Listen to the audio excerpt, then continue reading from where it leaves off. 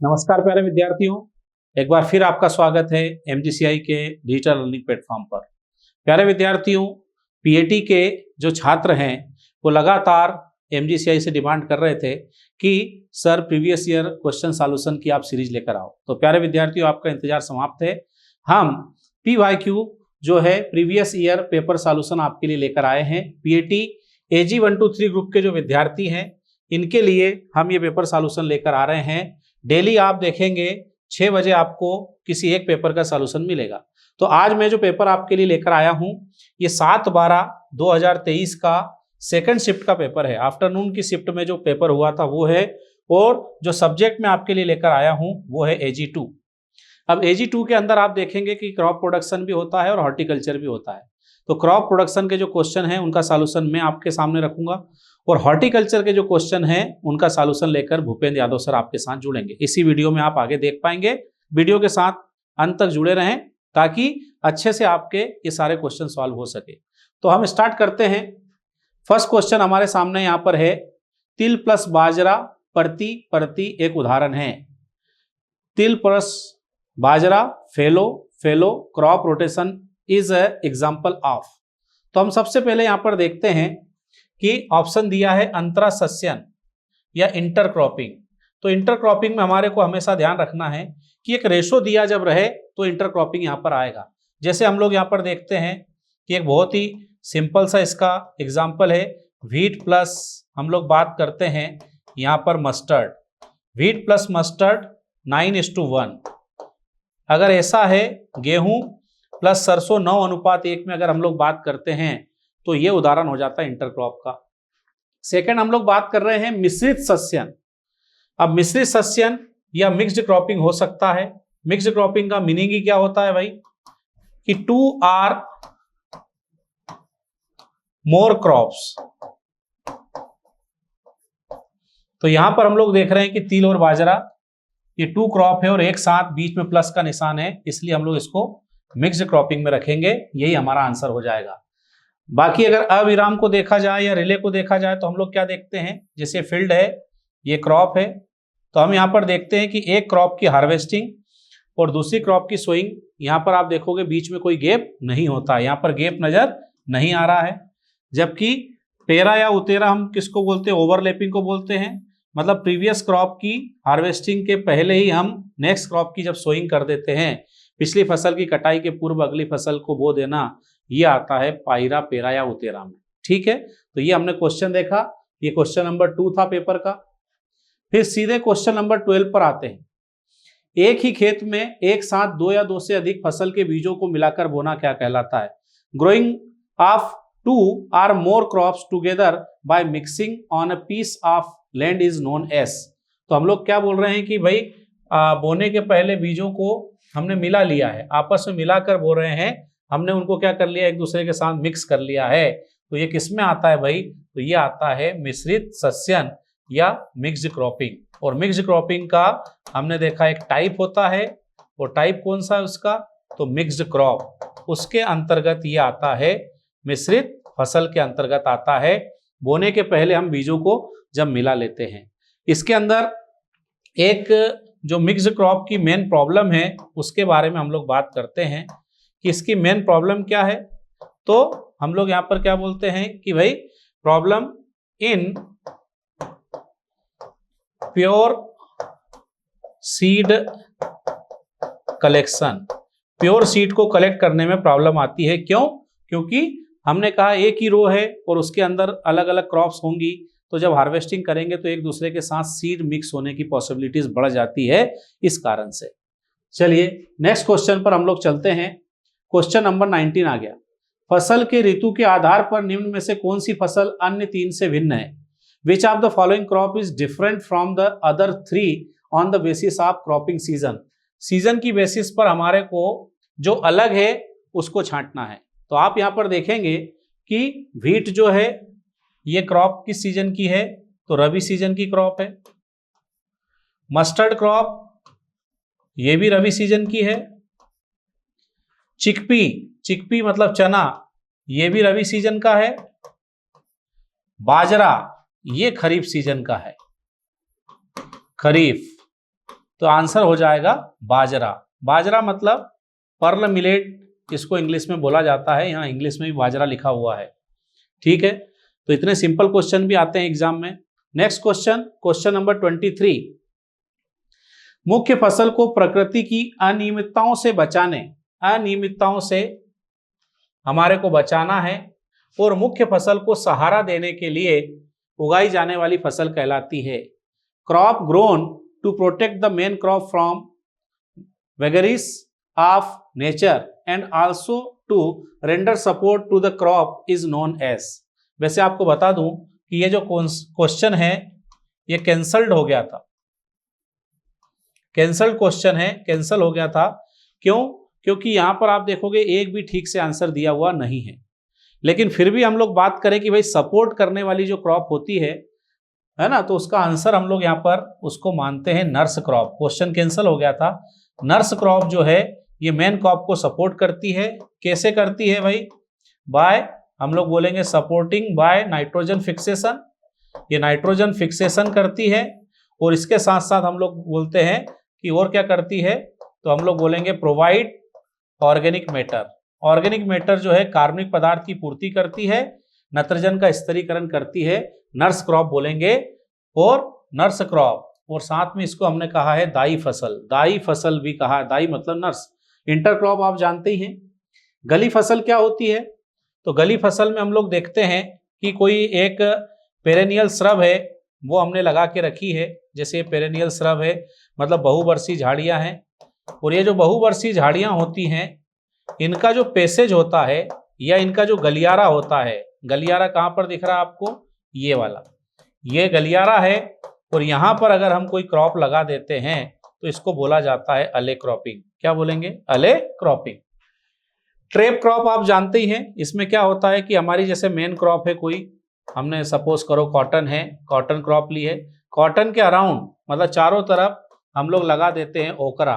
चारों तरफ हमने भिंडी लगा दी है, तो क्या होता है भाई, कॉटन के जो इंसेक्ट हैं ये ओकरा की तरफ अट्रैक्ट होते हैं और ओकरा इनको ट्रैप कर लेता है, अपने जाल में फंसा लेता है। तो इसको क्या बोला जाएगा?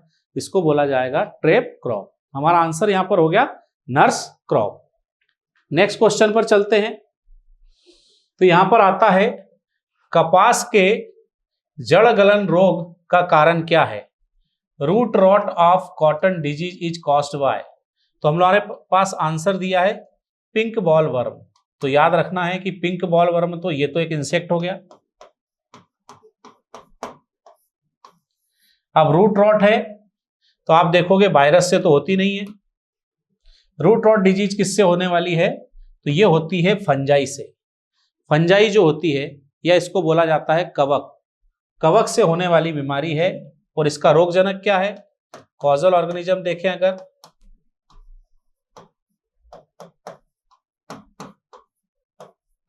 Rhizoctonia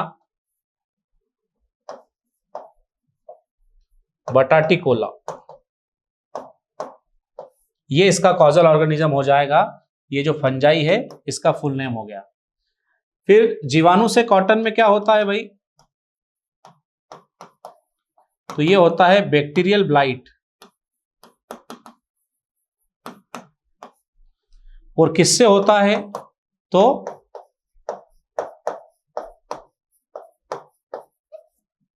Xanthomonas माल्वेसियरम। जेंथोमोनास माल्वेसियरम जो बैक्टीरिया है उससे होती है ये। तो यहां आंसर हमारा हो जाएगा फंजाई, या इसको हम बोलेंगे कवक। नेक्स्ट क्वेश्चन पर आता हूं मैं। 27 SIR अवधारणा किसके प्रबंधन को बदलकर चावल की उत्पादकता बढ़ा रही है? SRI concept is increasing productivity of rice by changing management of। तो पहले तो हमारे को ये SRI मालूम होना चाहिए। SRI मतलब system of rice intensification,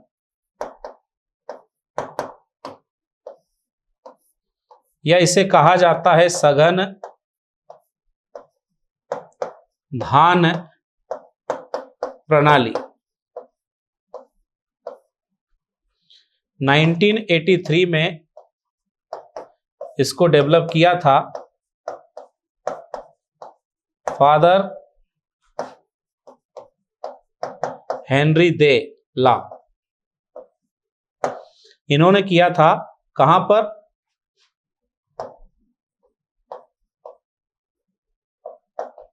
in Madagascar, इसलिए इसको मेडागास्कर मेथड भी हम लोग बोलते हैं। इस मेथड में हम लोग देखते हैं कि पानी, पौधे, मृदा एवं पोषक तत्व, कम पानी लगता है, पौधों की संख्या भी आप देखोगे कि यहाँ कम रहती है और मृदा पोषक तत्व भी कम रहते हैं। इसलिए ये तीनों इसका आंसर आ जाएगा। वाटर, प्लांट, सॉइल और न्यूट्रिएंट सबका मैनेजमेंट करके प्रोडक्शन लेना, इसको बोला जाएगा, इस टेक्निक को SRI। ठीक है, नेक्स्ट क्वेश्चन पर आता हूं मैं। निम्न में से कौन फसल चक्र का लाभ नहीं है? Which is not a advantage of crop rotation. याद रखना, नॉट वाले क्वेश्चन जो है इसमें अक्सर हमारे से मिस्टेक हो जाती है, क्योंकि नॉट पढ़ना हम भूल जाते हैं। तो यहां पर आप देखोगे कि फसलों की उपज में वृद्धि, इंक्रीज इन क्रॉप यील्ड, ये तो होती है। नेक्स्ट, कीट और बीमारियों का नियंत्रण, control of insect and disease, ये भी होता है। खरपतवारों का नियंत्रण, वीड कंट्रोल, ये भी होता है। मृदा उर्वरता में कमी, ये नहीं होता है, ये नहीं होता, क्योंकि उर्वरता तो उल्टी बढ़ती है, और नहीं यहां पर बोला है, इसलिए जो नहीं होगा वही इसका आंसर हो जाएगा। तो ये हो जाएगा डिक्रीजेस सॉइल फर्टिलिटी, मृदा उर्वरता में कमी ये नहीं होती है फसल चक्र के कारण। बाकी सब जो है करेक्ट आंसर है। नेक्स्ट क्वेश्चन पर आते हैं। 41, किस राज्य ने ई गवर्नमेंट अवार्ड 2020 पर विशेष रुचि समूह जीता है? Which state has won the special interest group on E government award 2022? देखो भाई, इस तरह के जो क्वेश्चन है इनका एग्रीकल्चर से कोई रिलेशन नहीं। ये जीके का क्वेश्चन है, जनरल नॉलेज का क्वेश्चन है, और वो भी एमपी का नहीं, हम लोग बोल रहे हैं पूरे इंडिया का जो है उसके लिए है। तो ऐसे क्वेश्चन का आंसर आप देखोगे, आंसर तो मैं आपको बता रहा हूं कि इसका है आंध्र प्रदेश, बट हम इनको कवर नहीं कर सकते हैं। कितना आप पढ़ेंगे, कौन से स्टेट का पूछेगा, ये बाय डिफॉल्ट आया हुआ क्वेश्चन है। ठीक है, नेक्स्ट क्वेश्चन पर हम लोग चलते हैं। क्वेश्चन नंबर 45, सोयाबीन का सबसे अधिक उत्पादन करने वाला राज्य है? तो सोयाबीन का सबसे अधिक उत्पादन करने वाला राज्य, वैसे तो आपको बता दूं कि मध्य प्रदेश जो है इसको हम बोलते हैं सोया स्टेट। अगर हम बात करते हैं कि 2019 और 20 की हम लोग बात करते हैं, तो प्रोडक्शन अगर देखा जाए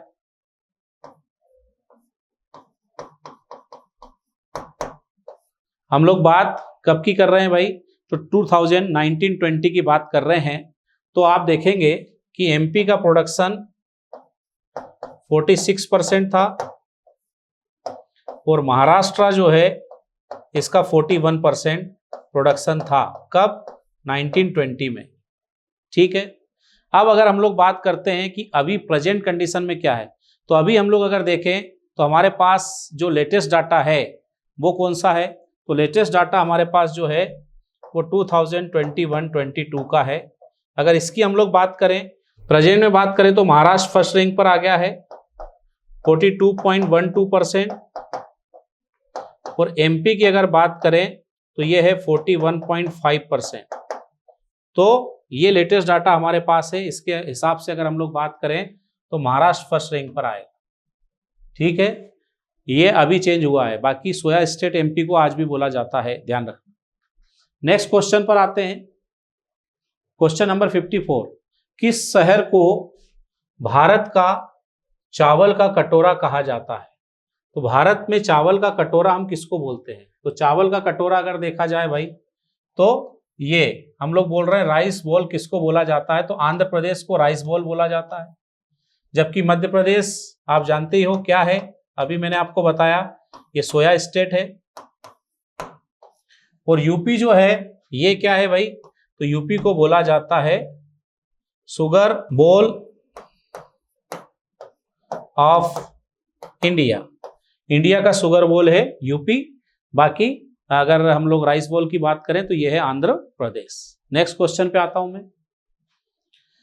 क्वेश्चन नंबर 59, सर्वेक्षण के प्रमुख उद्देश्य है, मेजर ऑब्जेक्टिव्स ऑफ सर्वेइंग। तो सर्वेइंग हम लोग क्यों करते हैं, तो सर्वेइंग क्या चीज है, तो आपको मालूम होना चाहिए भाई। सर्वेइंग में हम लोग बोलेंगे कि method of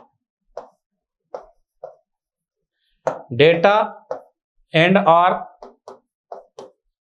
information collection. Information collection की जो मेथड है इसको बोला जाता है सर्वेइंग। ये क्यों करते हैं भाई, तो टू प्रिपेयर मैप हमारे को बनाना है, इसके लिए भी करते हैं। To prepare irrigation channel and canal, irrigation channel और कैनाल बनाने के लिए भी स्लोप पता होना चाहिए, और स्लोप को पता करने के लिए सर्वेइंग करते हैं। इसलिए इसका आंसर आएगा A and B, both A and B correct है। तो दोनों ए और बी दोनों आंसर यहां पर क्या हो जाएंगे, सही हो जाएंगे। ठीक है, तो ये हमने बात की है सर्वेइंग के बारे में। नेक्स्ट क्वेश्चन है 62, ये भी सर्वेइंग का है। भू सर्वेक्षण के समय सबसे लंबी रेखा बनाई जाती है, largest length of the line prepared during surveying. तो सर्वेइंग के दौरान सबसे लंबी जो लाइन बनाते हैं उसको क्या बोला जाता है। देखो, तो एक पॉइंट जो है यहां से सर्वे स्टार्ट होता है, और कोई एक पॉइंट है जहां पर जाकर सर्वे एंड होता है। ये दोनों पॉइंट को कनेक्ट करने वाली, ये हमने कहा ये वाली जो लाइन है इसको हम लोग क्या बोलते हैं, तो ये दोनों पॉइंट को कनेक्ट करने वाली लाइन को बोला जाता है सर्वे लाइन, या इसी को हम लोग बोलते हैं बेस लाइन।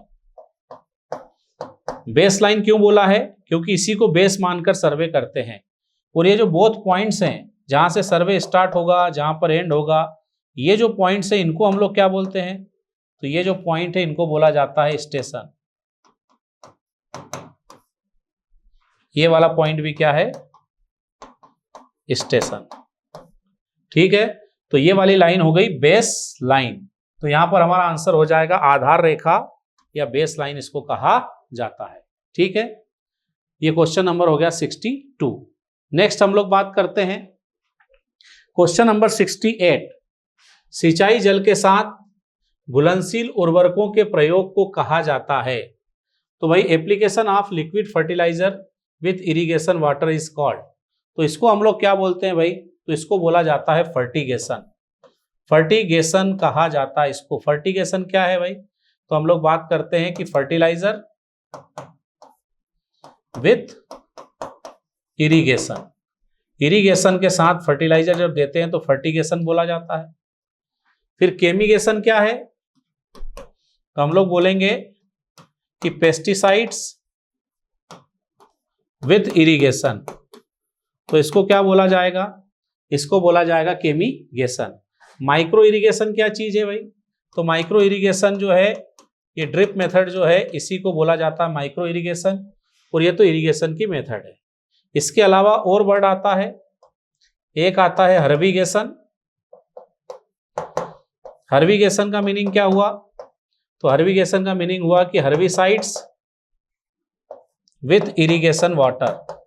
मतलब हम सिंचाई के साथ शाकनाशी देते हैं तो इसको हर्बिगेशन बोलेंगे, उर्वरक देते हैं तो फर्टिगेशन बोलेंगे, पेस्टिसाइड अगर दिया जाता है पीड़कनाशी तो इसको बोला जाता है केमिगेशन। एक और आता है, इसको हम बोलते हैं नाइट्रोगेशन। नाइट्रोगेशन मतलब क्या होता है भाई,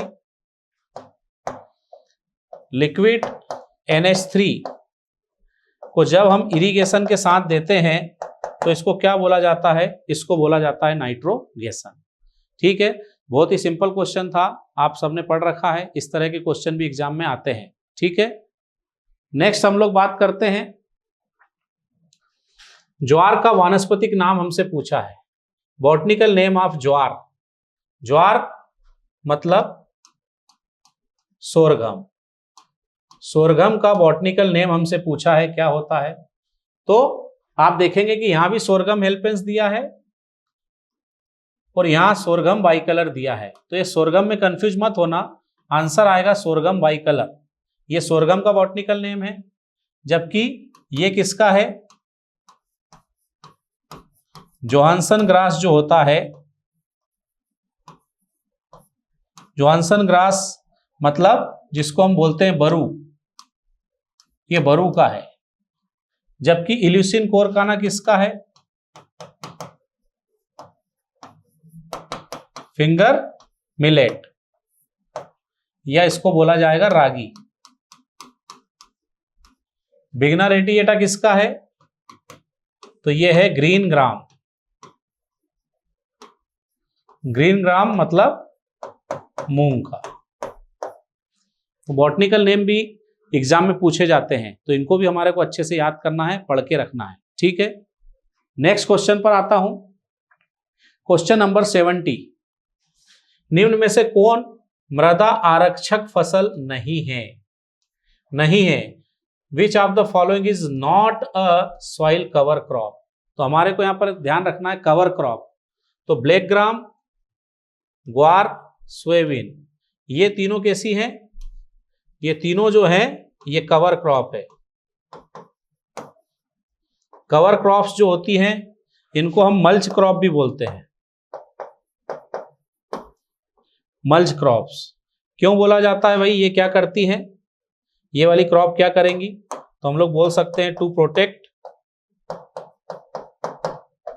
सॉइल फ्रॉम इरोजन, मतलब मृदा की ये कटाव से, क्षरण से रक्षा करती है। कैसे करती है? तो जैसे हमने देखा ये सॉइल है, लेकिन ये सॉइल के ऊपर पूरा इस तरह से कवर कर लेती है। अपनी फोलिएज ग्रोथ जो होती है, वानस्पतिक वृद्धि से पूरा सॉइल को कवर कर लेगी। कवर करने से क्या होता है कि डायरेक्ट वाटर और विंड सॉइल के कांटेक्ट में नहीं आता है, और ये इन्होंने क्योंकि पूरे फील्ड को कवर कर रखा, इसलिए इरोजन कम हो जाएगा। बट मेज की अगर हम लोग बात करें तो ये क्या करती है? प्रोमोट सॉइल इरोजन, मतलब ये मृदा क्षरण को बढ़ाने वाली फसल है मेज। इसके अलावा हम लोग बात करते हैं कि मेज हो गया, कॉटन को इसमें रख लेते हैं हम लोग, टोबैको है, ये इरोजन परमिटिंग क्रॉप्स कहलाती है, इरोजन को प्रमोट करने वाली फसलें कहलाती हैं, ठीक है। नेक्स्ट क्वेश्चन पर आता हूं। 73, नाबार्ड का मुख्यालय कहां पर है? Where is the headquarter of NABARD? NABARD का हेडक्वार्टर हमारे को बताना है, कहां पर है भाई? तो नाबार्ड का हेडक्वार्टर है Mumbai. NABARD national bank for, NABARD मतलब फुल फॉर्म क्या है? National bank for agriculture and rural development. ये कब स्टेब्लिश हुआ? 12 जुलाई 1982। ये आरबीआई का एक पार्ट है जो एग्रीकल्चर जो क्रेडिट होती है, कृषि वित्त, कृषि ऋण जो होता है, उसके लिए काम में आती है। फिर हम लोग देखते हैं न्यू दिल्ली। न्यू दिल्ली में क्या है भाई? तो जो BIS है, BIS bureau of Indian standard, ये जो है 1987 में इसका नाम बदला। पहले इसका नाम क्या था? ISI इसका नाम था। ISI इंडियन स्टैंडर्ड इंस्टीट्यूट इसका नाम था। ये 1947 में स्टेब्लिश हुआ था और इसका हेडक्वार्टर नागपुर में था। बाद में BIS नाम हुआ। अब इसका हेडक्वार्टर कहाँ हो गया? नई दिल्ली। 87 की बात है, 1987। बट हमारा आंसर यहां पर क्या आ जाएगा? आंसर आ जाएगा मुंबई, ठीक है। नेक्स्ट क्वेश्चन पर आता हूं।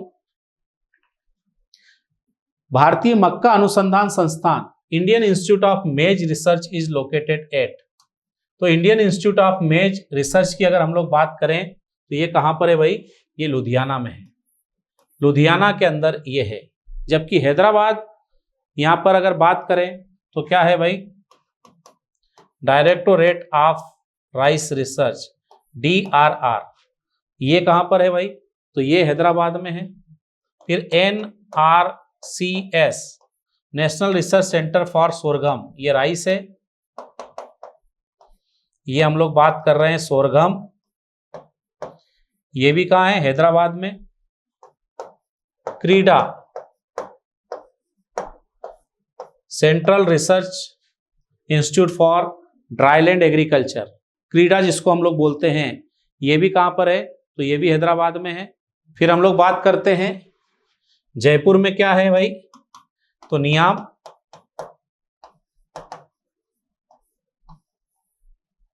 National Institute of Agriculture Marketing ये है। फिर Central Institute of Cotton Research ये है। फिर NRCC, National research centre for Citrus, ये नागपुर में है। कॉटन वाला जो है ये नागपुर में है, बट आंसर हमारा यहां पर हो जाएगा लुधियाना। मेज वाला कहां पर है? तो लुधियाना में। ठीक है, नेक्स्ट क्वेश्चन पर आते हैं। मध्य प्रदेश में किस प्रकार की मिट्टी नहीं पाई जाती? ये क्वेश्चन है। Which type of soil are not found in Madhya Pradesh? तो मध्य प्रदेश में काली मिट्टी ये तो होती है भाई सबसे ज्यादा, 47.6% के आसपास जो है ये होती है। रेड सॉइल ये भी होती है। पीट soil in very less percentage, बहुत ही कम परसेंटेज में पीट सॉइल भी होती है। जैसे सिंगरौली टाइप के जो डिस्ट्रिक्ट है वहां पर आपको मिल जाएगी, बट एरिड सॉइल नहीं होती है। एरिड सॉइल नहीं होती है। एरिड सॉइल में आपको क्या पता होना चाहिए भाई? एवरेज एनुअल रेनफॉल कितनी होना चाहिए? Less than 25 centimetre. अब एरिड सॉइल ये ओनली कहां पर आपको मिलेगी भाई? तो राजस्थान में हम लोग बात करते हैं, वेस्टर्न राजस्थान है। फिर गुजरात में जो कच्छ का रण है वहां पर आपको ये मिलेगी। ड्राई सॉइल अलग हो जाती है। Dry soil average annual rainfall अगर हम लोग देखें तो लेस देन, आप देखोगे 50 सेंटीमीटर या लेस देन 75 सेंटीमीटर, ये हम बोलते हैं ड्राई सॉइल में। बट यहां पर बात चल रही है एरिड सॉइल की, तो ये एमपी के अंदर आपको नहीं मिलेगी। ठीक है, तो नेक्स्ट क्वेश्चन हम लोग देख लेते हैं। यहां राष्ट्रीय कृषि विपणन संस्थान, national Institute of Agriculture marketing, अभी हमने बात की एग्रीकल्चर मार्केटिंग का नेशनल इंस्टीट्यूट कहां पर है भाई? तो ये कहां पर है? तो जयपुर के अंदर ये इंस्टीट्यूट है, नियाम जिसको हम बोलते हैं। ये 1988 जो है इसमें एस्टेब्लिश हुआ था ये। ठीक है, नेक्स्ट क्वेश्चन पर मैं आता हूं। 98 हो गया। 99, भारत में कृषि एवं प्रसंस्कृत खाद्य उत्पाद निर्यात संबंधी जानकारी कौन देता है? Who gives information regarding agricultural and processed food material export in India? तो ये भाई कौन करता है? ये एपेडा करता है। एपेडा ये क्या चीज है? एग्रीकल्चरल, हम लोग यहां पर बात करते हैं processed food material export development authority, यह है एपेडा। 1986 में यह इंस्टीट्यूट बना। इसका हेडक्वार्टर कहां पर है? तो हेडक्वार्टर है न्यू दिल्ली। न्यू दिल्ली में इसका हेडक्वार्टर है। ठीक है, नाबार्ड आप जानते हैं, नाबार्ड की बात हम कर चुके हैं। आईसीआर को कौन नहीं जानता। एनएचबी की अगर बात करते हैं, ये क्या चीज है? तो ये है national horticulture board. National horticulture board है। कहां पर है ये? गुड़गांव हरियाणा। गुड़गांव हरियाणा में ये है। 1986 ये हॉर्टिकल्चर से रिलेटेड सारे जो वर्क हैं इंडिया में करने के लिए काम में आता है। आईसीआर एग्रीकल्चर से रिलेटेड सब चीज़ों के लिए आता है।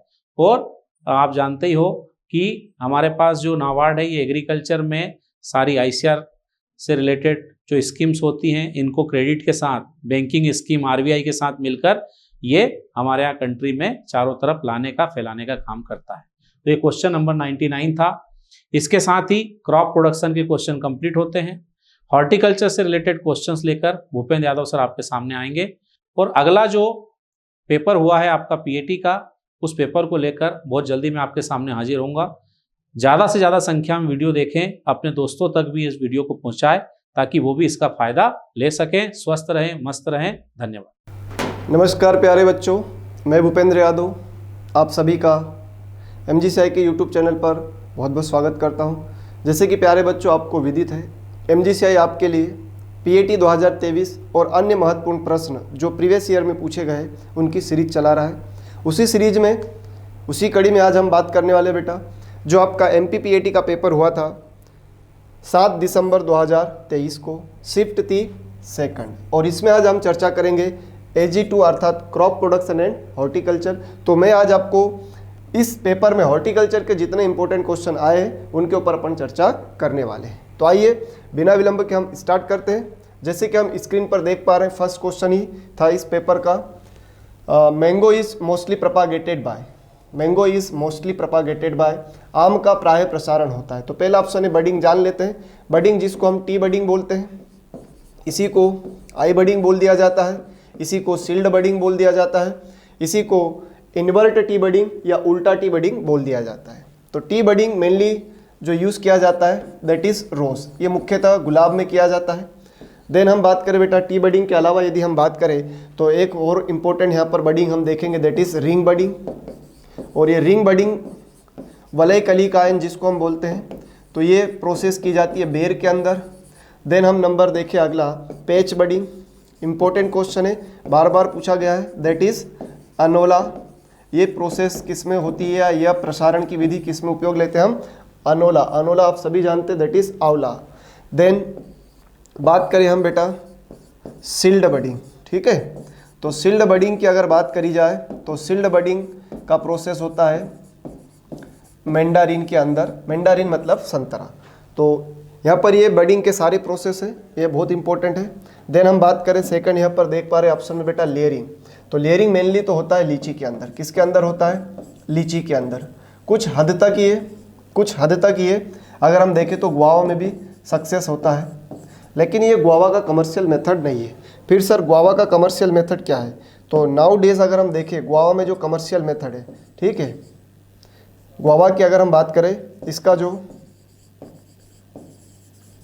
कमर्शियल मेथड हो रहा है गुआवा में प्रोपागेशन का, वो होता बेटा दैट इज स्टूलिंग, और स्टूलिंग को ही हम बोलते हैं माउंड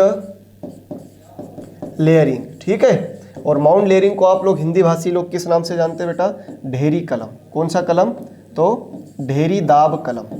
तो ये गुआवा का कमर्शियली प्रोपागेशन हो रहा है। हालांकि कुछ जगह पर पेच बडिंग भी गुआवा में चल रही है, लेकिन फिलहाल आप इतना ही याद रखेंगे। देन बात करें हम कटिंग की, तो कटिंग के कई सारे टाइप होते हैं, जैसे स्टेम कटिंग, लीफ कटिंग, ठीक है, रूट कटिंग। तो अभी हम फिलहाल यहाँ पर बात करते हैं स्टेम कटिंग, और स्टेम कटिंग में भी हम बात कर रहे हैं किसकी सर, तो hard would cutting. Hard would cutting बोले तो सख्त तना कलम, हार्ड वुड कटिंग को क्या बोलते हैं बेटा, सख्त तना कलम। और सख्त तना कलम से मेनली प्रोपागेशन हम देखते हैं किस में होता है साहब, तो मेनली हम देखेंगे ग्रेप्स में हो रहा है, ग्रेप्स मतलब अंगूर, फिग मतलब अंजीर, देन पोमीग्रेनेट, पोमीग्रेनेट मतलब अनार, ठीक है। तो अनार में हो रहा है, अंगूर में हो रहा है और अंजीर में हो रहा है। इनार्चिंग की बात करें साहब, तो इनार्चिंग का मेनली जो प्रोपागेशन होता है आप देखते हैं, तो एक तो मैंगो है, मैंगो के अलावा हम देखें सपोटा है, चीकू है, इसमें भी इनार्चिंग हो रहा है। लेकिन मैंगो में कमर्शियली और व्यावसायिक तौर पर जो प्रसारण यूज़ किया जाता है, आम का जो कमर्शियली प्रसारण होता है, किसका सर, आम का। तो आम का जो कमर्शियली प्रोपागेशन होता है दैट इज विनियर ग्राफ्टिंग। कौन सा ग्राफ्टिंग है साहब, तो विनियर ग्राफ्टिंग है, और विनियर ग्राफ्टिंग को ही हम साइड ग्राफ्टिंग बोलते हैं। और विनियर ग्राफ्टिंग कौन सी इंडिया में यूज़ करते हैं, आप सब भली भांति जानते हो, दैट इज नॉर्थ इंडिया। और इनार्चिंग मैंगो में, इनार्चिंग मैंगो में कौन से इंडिया में यूज़ किया जाता है, दैट इज साउथ इंडिया, ठीक। तो बेटा इस प्रश्न में मैंने आपको बहुत सारी जानकारी दे दी और एटलीस्ट जो फेमस चीज़ें है वो सारी मैंने आपको बता दी। एक और फेमस यहीं बता ही देता हूँ लगे हाथ, ताकि आपका प्रोपागेशन से संबंधित कोई क्वेश्चन आए तो छूटे ना। बात हम करें बेटा पपाया की, तो पपाया में प्रसारण होता है बाय सीड। पपाया के अलावा एसिड लाइम, कौन सा lime? Acid lime. Acid lime में भी प्रसारण होता है सीड। सीड मतलब बीज। तो अब मुझे शायद उत्तर बताने की जरूरत नहीं है, क्योंकि मेरे प्यारे बच्चों ने इसका उत्तर भी देख लिया, और मैंने नहीं बताया होगा तो भी आपने इसका उत्तर तो दे ही दिया है, क्योंकि आप इसको बहुत अच्छे से पहले भी पढ़ चुके हो। तो आम में अब प्रसारण किससे होगा? तो इनार्चिंग ऑप्शन है। बाकी आम में ये सारी विधियां उपयोग में हम नहीं लेते, तो इनार्चिंग, और इनार्चिंग भी दिख जाए और विनियर ग्राफ्टिंग भी दिख जाए तो पहली प्रायोरिटी विनियर। हाँ, लेकिन ध्यान रखना, साउथ इंडिया बोला है तो इनार्चिंग, और नॉर्थ इंडिया बोला है तो फिर आपको विनियर ग्राफ्टिंग। लेकिन कुछ भी नहीं बोला है तो पहली प्रायोरिटी विनियर ग्राफ्टिंग रखना है, ध्यान रहे। तो इस क्वेश्चन का राइट आंसर हो गया डी, डमरू। चलिए आगे बढ़ते हैं। आप चाहे तो इसका स्क्रीनशॉट भी ले सकते हैं बेटा, ताकि आप भविष्य में इसको फिर से एक बार पढ़ सके। चलिए, तो उम्मीद करता हूँ स्क्रीनशॉट ले लिया होगा। आइए अगला क्वेश्चन है 10 नंबर पे। सर ये 10 नंबर कहाँ से आ गए एक के बाद? तो बेटा आपको ध्यान रखना है, इस सीरीज में पेपर में जिस नंबर पर ये क्वेश्चन था वही अपन ने यहाँ पर रखा है, ठीक है? तो आप परेशान ना होना। चलिए देखिए स्क्रीन पर, बहुत अच्छा प्रश्न है। आपसे पूछा जा रहा है क्या बेटा? तनाकृंतन की औसत लंबाई कितनी रखी जाती है? आपसे ये पूछा जा रहा है तनाकृंतन की औसत लंबाई कितनी रखी जाती है। तो आइए हम बात करते हैं स्टेम कटिंग की। किसकी बात हो रही है यहाँ पर सर? तो यहाँ पर बात हो रही है बेटा स्टेम कटिंग की। यहाँ पर बात हो रही है स्टेम कटिंग, और स्टेम कटिंग को आप सब लोग किस नाम से जानते हो? तनाकृंतन बोल सकते हैं, ठीक है, या इसको स्टेम को स्टॉक कटिंग भी बोल दिया जाता कभी कभी। तो आप तो स्टेम कटिंग, या अच्छे से याद रखना हो तो तनाकृंतन, ठीक है? तो तनाकृंतन की बात करें तो तने में हम जो शाखाएं लगी है उनकी उम्र के हिसाब से इसमें 3 से 4 प्रकार बनते हैं। वैसे तो मुख्यतः 3 ही है, पर कुछ बुक्स में इसके 4 प्रकार भी दे रखे हैं, तो उनके ऊपर भी अपन थोड़ी बहुत चर्चा कर लेते हैं, ठीक है? पहला हम देखेंगे बेटा, that is hard would cutting. Hard would cutting. Hard would cutting को आप हिंदी में क्या, किस नाम से जानते हो भाई? तो इसको आप जानते हो सख्त तना कलम। अब कोई शाखा सख्त कब होगी? जब वो पुरानी हो जाए। तो यहाँ पर कितनी पुरानी रखना है? तो यहाँ पर 1 वर्ष, कितने वर्ष? 1 वर्ष, 1 ईयर ओल्ड ब्रांच लेना है। 1 वर्ष पुरानी शाखा लेना है। कितने वर्ष पुरानी? तो 1 वर्ष पुरानी क्या ली जाती है? शाखा प्रोपागेशन के लिए ली जाती है। चलिए ठीक, अब हार्डवुड कटिंग करते किस में? तो जैसे अभी मैंने पहले भी आपको बताया था कि हार्डवुड कटिंग हम करते हैं ग्रेप्स में, फिग में और पोमीग्रेनेट। पोमीग्रेनेट मतलब आपका क्या हो रहा है बेटा? अनार।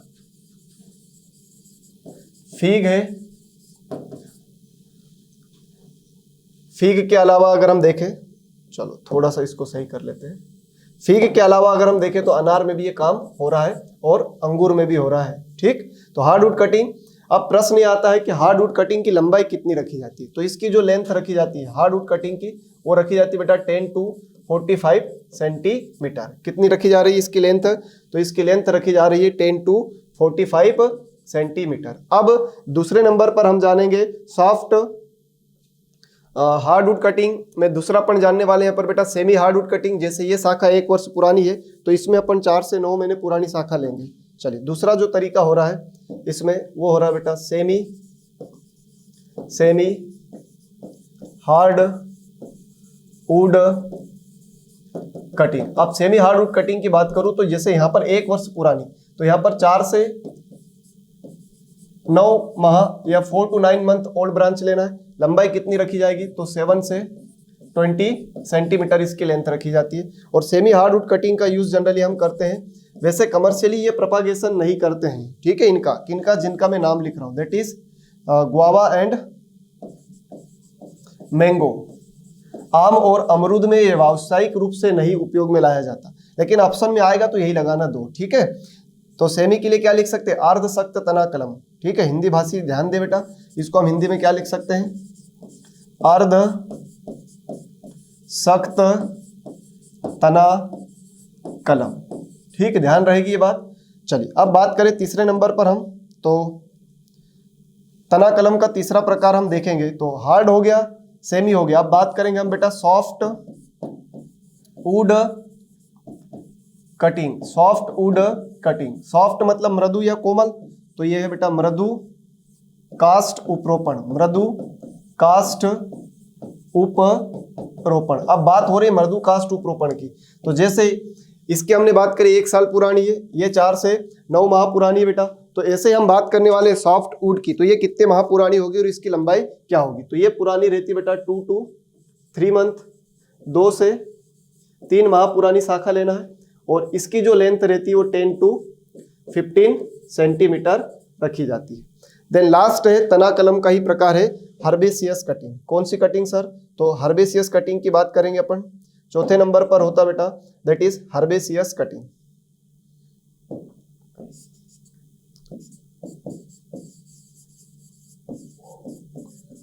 Herbaceous cutting. अब हर्बेसियस कटिंग का मतलब है कि बिल्कुल हरे हरे भाग लगाकर नया पौधा तैयार करते हैं। और हर्बेसियस कटिंग का जनरली यूज किया जाता है आपके 1 वर्षीय पौधों में, जिनको हम बोलते हैं एनुअल फ्लावर्स। ठीक है, जितने भी एनुअल्स हैं, वार्षिक पुष्पीय पौधे हैं, ठीक है बेटा, एनुअल्स मतलब वार्षिक पुष्पीय पौधे। कौन से पौधे सर, तो वार्षिक जो पुष्पीय पौधे होते हैं, एनुअल्स होते हैं, उनमें इसका यूज करते हैं। किसका, हर्बेसियस कटिंग का। और ये कितने माह पुरानी होती है, तो ये शाखा पुरानी होती है 1 to 2 मंथ, 1 से 2 माह पुरानी होती है, ज्यादा पुरानी नहीं होती। और इसका यूज कौन से प्लांट में या कौन से एनुअल फ्लावर में करते हैं, तो जैसे अल्टरनेथ्रा हो गया, अल्टरनेथ्रा, ठीक है, अल्टरनेथ्रा में करते हैं, इरिस में करते हैं, कोलेस में करते हैं, उनमें ये कटिंग यूज लेते हैं। अब अपने प्रश्न पे आए उससे पहले एक और चीज बता दूं कि जब भी रूट कटिंग हम करते हैं या स्टेम कटिंग करते हैं, कोई सा भी कटिंग लेते हैं,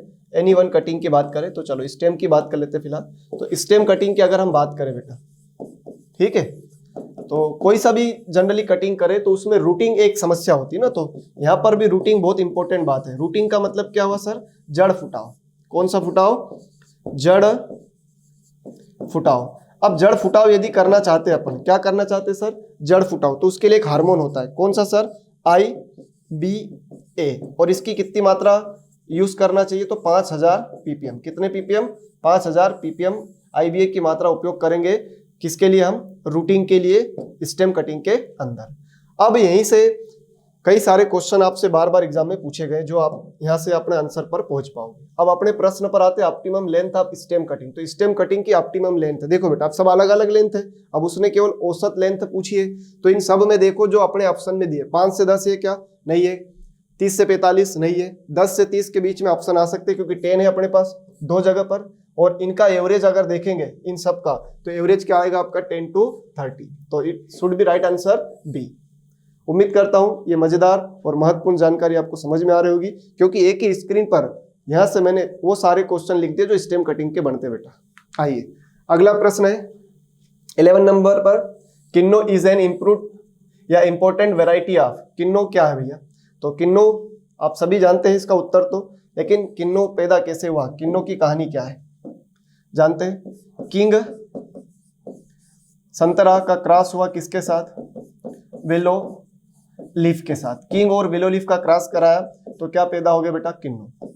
कौन आ गया, किसका जन्म हो गया है, किन्नो का। लेकिन इसको बनाने वाला व्यक्ति कौन है, तो इसको बनाने वाला व्यक्ति है HB फ्रॉस्ट। किसने डेवलप किया इसको, HB फ्रॉस्ट ने। कहां पर, तो ये डेवलप किया गया बेटा कैलिफोर्निया में। कहां पर डेवलप किया गया, कैलिफोर्निया। इसका विकास हुआ है कैलिफोर्निया USA के अंदर। कब हुआ, तो कुछ बुक्स में 1935 है, कुछ में 1915 है। और ये किन्नो USA से एंट्री कहाँ ली बेटा, इंडिया में। तो ये भारत में कहां से आया, इंडिया में आया। Which year come in India, that is 1959।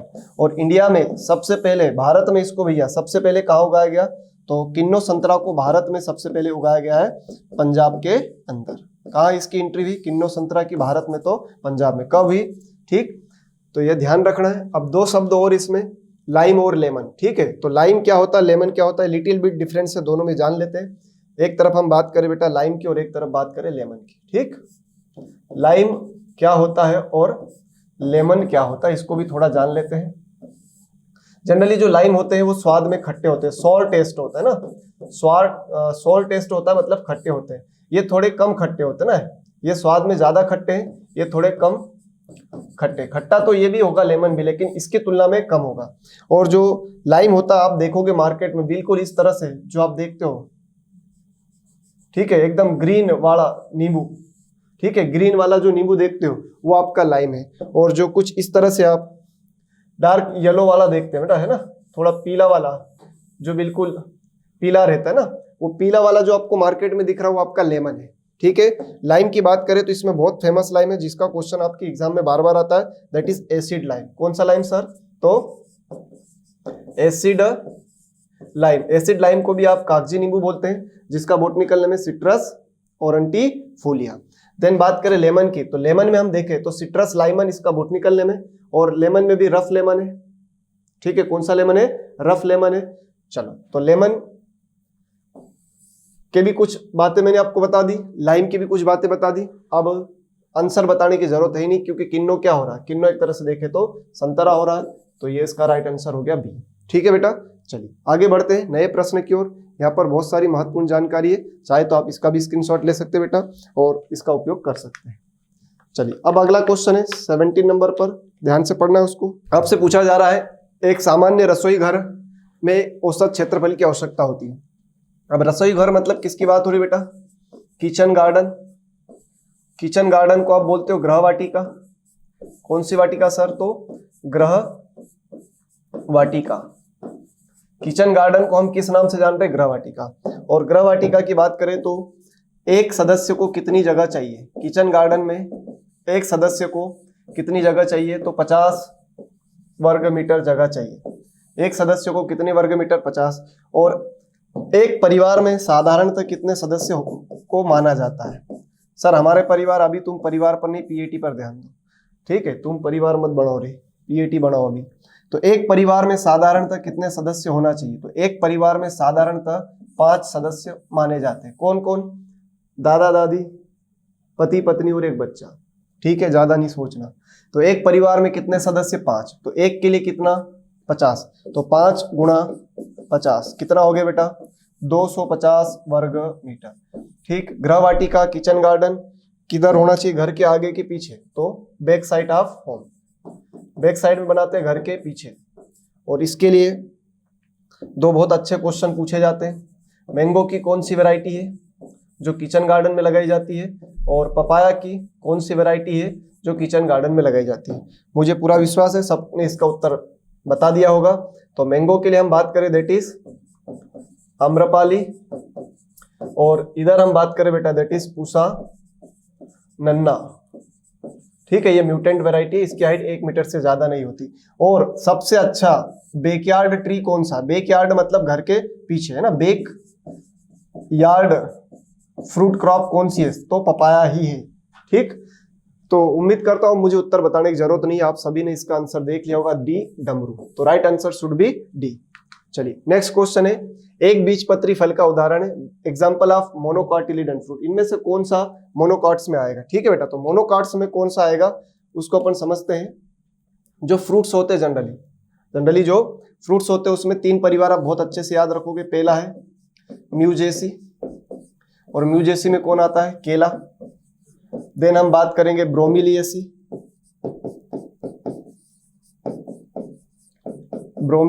और ब्रोमीलिएसी में कौन आ रहा सर? तो इसमें आ रहा भैया अनानास, पाइनएप्पल। ठीक है, एक आएगा बेटा आपका एरेकेसी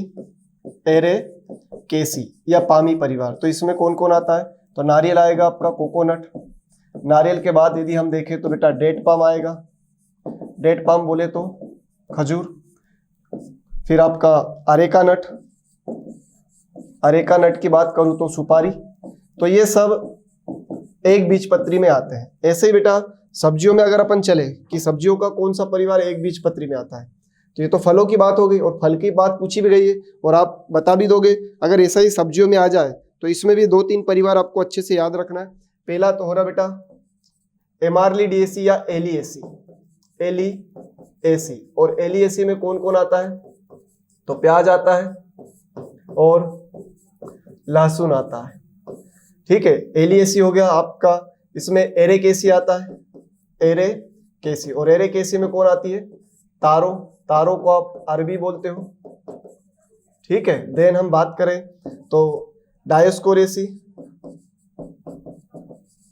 डायोस्कोरेसी की अगर हम बात करें तो इसमें जितने भी याम है, ग्रेटर याम, लेजर याम, व्हाइट याम, सारे याम इसमें आ जाएंगे, ठीक है। इन ग्रेमेनी भी, सर ग्रेमेनी सब्जी में कहाँ आता है? आपको ध्यान रखना बेटा, जो स्वीट कॉर्न है, कौन सा कॉर्न है? Sweet corn as a vegetable concern किया जाता है, मीठी मक्का, जिसकी दो वैरायटी बहुत फेमस है, माधुरी और प्रिया। क्लियर? तो अब मुझे कुछ बताने की जरूरत ही नहीं है बेटा, आप सभी इसका आंसर भली बात बता दोगे। That is C, Musaceae banana. So right answer should be C. चलिए, आप चाहे तो इसका भी एक स्क्रीनशॉट ले सकते हैं। आगे बढ़ते हैं नए प्रश्न की ओर। डिब्बाबंदी में कौन सी सब्जी के लिए प्रयोग हो रहा है? Which vegetable is used in Canning? Cauliflower, P और कैरेट। तो भैया इस प्रश्न का राइट आंसर आएगा डी, डमरू। पहली बात तो फूल गोभी की भी होती है, फूल गोभी के अलावा गोभी वर्गीय में हम देखें तो ब्रोकली की भी कैनिंग की जाती है। सिर्फ जितनी भी लीफी वेजिटेबल्स होती है उनके जनरली कैनिंग नहीं होती है, जितनी भी पत्तेदार सब्जी है उनकी और नींबू वर्गीय फलों को छोड़ दिया जाए तो बाकी सबकी कैनिंग होती है।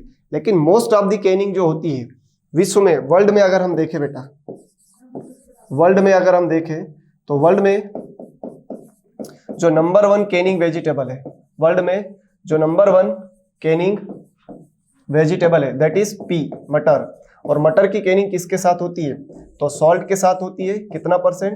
तो 2 to 3 और प्लस शुगर। शुगर कितना लेंगे? तो ये बहुत कम लोगों को पता होगा आई थिंक, और पता है तो अच्छी बात है बेटा। 1% शुगर लेना है, 2% नमक लेना है, उसके साथ मिलाकर मटर की कैनिंग की जाती है। वैसे ही वर्ल्ड में या भारत में, इंडिया में सबसे ज्यादा प्रश्न बन सकता है कि इंडिया में सबसे ज्यादा किस फ्रूट की कैनिंग होती है, ठीक है। तो भारत में सबसे ज्यादा कैनिंग या डिब्बाबंदी की बात हो या कनस्तरबंदी की बात हो तो भारत में सबसे ज्यादा जो कैनिंग की जाती है वो मैंगो की जाती है, आम की। और आम में भी किसकी कैनिंग करते हैं? फ्रूट की करते हैं कि पल्प की? तो ध्यान रखना पल्प की, क्योंकि पल्प ही काम का होता है। वैसे तो आम में सब कुछ काम का है, कुछ भी बेकार नहीं है, क्योंकि भारतीय लोगों का पसंदीदा फल है, लेकिन कैनिंग में उसका हम पल्प यूज करते हैं। और आम की कैनिंग के लिए ध्यान रखना है, 2 वैरायटी इंपॉर्टेंट है। फर्स्ट वन इज दशहरी, जो नॉर्थ इंडिया की फेमस वैरायटी है, एंड केसर, जो कि गुजरात की फेमस वैरायटी है। ये दोनों बहुत अच्छी वैरायटी है कैनिंग के लिए। कौन कौन? दशहरी और केसर। तो उम्मीद करता हूँ काफी पर्याप्त जानकारी है, आंसर अपन ने चर्चा कर ही लिया। कैरेट में भी एक फेमस वैरायटी है दैट इज चेंटनी। चेंटनी जो वैरायटी है कैरेट की, ये भी भैया प्रिजर्वेशन में कैनिंग के लिए उपयुक्त वैरायटी है। चलिए, अब बात आई कैनिंग की, तो कैनिंग को एपेटाइजिंग कहते हैं, ध्यान रखना। क्या कहा जाता है सर? एपेटाइजिंग। क्यों कहा जाता है? क्योंकि इसके पापा थे निकोलस अपार्टस। कैनिंग के बारे में बताने वाला व्यक्ति M Nicolas Appert. Father of fruit and vegetable preservation that is Nicolas Appert. Father of food science that is Nicolas Appert. ये तीनों बातें निकोलस अपार्टस के लिए कही गई है, ठीक है बेटा। चलिए, अब अगला प्रश्न है, आम्रपाली एक महत्वपूर्ण प्रजाति है। तो आम्रपाली की अगर हम बात करें तो एक महत्वपूर्ण प्रजाति किसकी? तो ये तो बच्चा बच्चा जानता है। चलो पोमग्रेनेट की बात करते हैं। तो पोमग्रेनेट में फेमस वैरायटी हम बात करें तो गणेश है, बहुत फेमस वैरायटी है। सोलापुर है, सोलापुर के अलावा हम जाने भगवा है, ठीक है। ये भगवा भी इसकी एक फेमस वैरायटी है। देन मैंगो में तो काफी सारी सीरीज है, चाहे आप बात करो तो दशहरी है, फिर हम बात करें तो चौसा है, बात करें तो सिंधु है, नीलम है, रत्ना है, तोतापरी है, मालगुआ है, बेल्लारी है, ओलूर है, चंद्रकिरण है, बप्पाकाई है, नीलेश्वरी ड्वार्फ है, कई सारी वैरायटियां हैं। अंगूर की बात करें तो इधर बेटा डिलाइट है, डिलाइट के अलावा हम बात करें तो परलेट है। परलेट के अलावा यदि मैं बात करूं, डिलाइट परलेट के अलावा यदि मैं बात करूं तो इसमें बहुत फेमस वैरायटी है दैट इज थॉमसन सीडलेस। कौन सा सीडलेस? Thompson seedless. पपाया में बात करें तो दैट इज रेड लेडी। चलो रेड से लिखते हैं, मजा आएगा आपको भी। कौन सी लेडी बेटा? Red lady. और पूरा इसका नाम है रेड लेडी 786, जो ताइवान के नाम से भी जानी जाती है। Red lady 786। को 5 है जो पपेन के लिए सबसे बेस्ट वैरायटी है। देन पूसा नन्ना बात हो ही चुकी है अपनी। पूसा मेजेस्टी है। तो ये काफी फेमस वैरायटी है जो मैंने फ्रूट्स की यहाँ लिख दी है, और इसका उत्तर तो किसी भी बच्चे का गलत नहीं होगा। ठीक है बेटा, तो एक साथ मैंने आपको बहुत सारी महत्वपूर्ण जानकारी यहाँ पर दी है। चलिए बेटा, अब नेक्स्ट क्वेश्चन की ओर बढ़ते हैं। अपने पास बहुत अच्छा प्रश्न आया है, पूछा जा रहा है the Indian Institute of vegetable research is situated है। भारतीय सब्जी अनुसंधान संस्थान कहाँ पर स्थित है, इसके बारे में आपसे पूछा जा रहा है। तो सबसे पहले हम बात करें न्यू दिल्ली में, तो बहुत फेमस इंस्टीट्यूट है। First one is that is ICR, Indian council of agricultural research, establishment year 16 of July 1929, and another important institute that is IARI, Indian Agricultural Research Institute, में भी it is famous name और प्रचलित प्रसिद्ध नाम जैसे आपसे पूछा जाए तो Pusa institute. Why? Because Pusa Samastipur Bihar में इसको सबसे पहले एस्टेब्लिश किया गया था, तो 905 ठीक में एस्टेब्लिश हुआ था। देन हम बात करें यहाँ पर बेंगलुरु की, तो बेंगलुरु में हॉर्टिकल्चर का एक बहुत ही इंपॉर्टेंट इंस्टीट्यूट हो रहा बेटा, that is IIHR, Indian Institute of horticultural research, भारतीय बागवानी अनुसंधान संस्थान, एस्टेब्लिशमेंट ईयर 1968, और कहाँ पर ये? बेंगलुरु। और बेंगलुरु में भी बात करें तो बेंगलुरु किसका आ रहा है? कर्नाटका का, और बेंगलुरु में स्थित है बेटा हिसारघट्टा बेंगलुरु। देन हम बात करें हैदराबाद, हैदराबाद की बात करें तो इधर बहुत इंपॉर्टेंट इंस्टीट्यूट है, Indian Institute of millets research. ठीक है, भारतीय कंदन, कंदन को ही हम बोलते हैं मोटे अनाज, या जिसको आज की तारीख में श्री अन्न के नाम से जाना जा रहा है, और रानी दुर्गावती नाम से कोई योजना भी चलाई जा रही है, आप ध्यान रखेंगे, जो कि मोटे अनाजों के लिए। ये इंस्टीट्यूट भी बेटा कहाँ पर है? हैदराबाद में। देन हम बात करें IVRI की, तो IVRI Indian Institute of vegetable research, establishment year है 1999, और ये कहाँ पर है? वाराणसी। और यहाँ से जो वैरायटी रिलीज होती है उसके नाम के आगे क्या लगा होता है सर? काशी लगा होता है। और IHR से जो भी वैरायटी रिलीज होती है उसके नाम के आगे क्या लगा होता है सर? अर्का। और आपके IRI से जो वैरायटी रिलीज होती है उसके नाम के आगे लगा होता है पूसा। तो अब आपसे पूछा गया भारतीय सब्जी अनुसंधान संस्थान, तो बिल्कुल सही है, इसका राइट आंसर डी डमरू होने वाला है। ठीक है बेटा, चलिए नेक्स्ट क्वेश्चन की ओर बढ़ते हैं। गाजर का वानस्पति नाम, हलवा क्वेश्चन है, हर किसी का सही जाएगा। रेफेनस सटाइवस दैट इज मूली, रेडिस की बात हो रही बेटा। देन डेकस कैरोटा, गाजर कैरेट की बात हो रही है। देन ब्रेसिका रापा, सलजम टर्निप की बात हो रही है, या मस्टर्ड ग्रुप भी ब्रेसिका स्पीसीज के ब्रेसिका जीनस में ही आता है। देन कैप्सिकम एनम, मिर्ची की बात हो रही है, चाहे कॉमन चिली हो चाहे ये शिमला मिर्च हो। तो ये बहुत आसान प्रश्न था, सभी बच्चों ने इसका सही आंसर दिया होगा, मुझे पूरा विश्वास है, आसान प्रश्न था बेटा। चलिए सोलेनम ट्यूबरोसम, अब यहाँ पर सबका नाम जान लेते, थोड़ा लगे हाथ। टमाटर की बात करें तो इसका नया नाम क्या है बेटा ना? Lycopersicum esculentum is the old name of tomato, तो न्यू नेम आए तो दैट इज सोलेनम लाइकोपर्सिकम। ठीक है, ये इसका न्यू नेम है, ध्यान रहे, सोलेनम लाइकोपर्सिकम इसका न्यू नेम है। चिली की अभी अपनी बात हुई थी, क्या था sir? That is capsicum annuum. Radish की अभी अपनी बात हुई थी, दैट इज रेफेनस सटाइवस।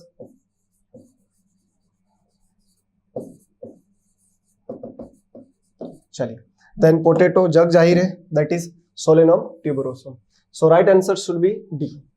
आसान प्रश्न था। अगर हम यहाँ पर एक और अच्छी बात जाने तो टोमेटो है, पोटैटो है, चिली है, ठीक है, देन ब्रिंजल है। इन सब के अगर फैमिली की बात करें तो सबका फैमिली क्या हो रहा है? That is Solanaceae. ठीक है बेटा, तो मैंने इनका बोटनिकल नेम के साथ आपको फैमिली भी बता दिया।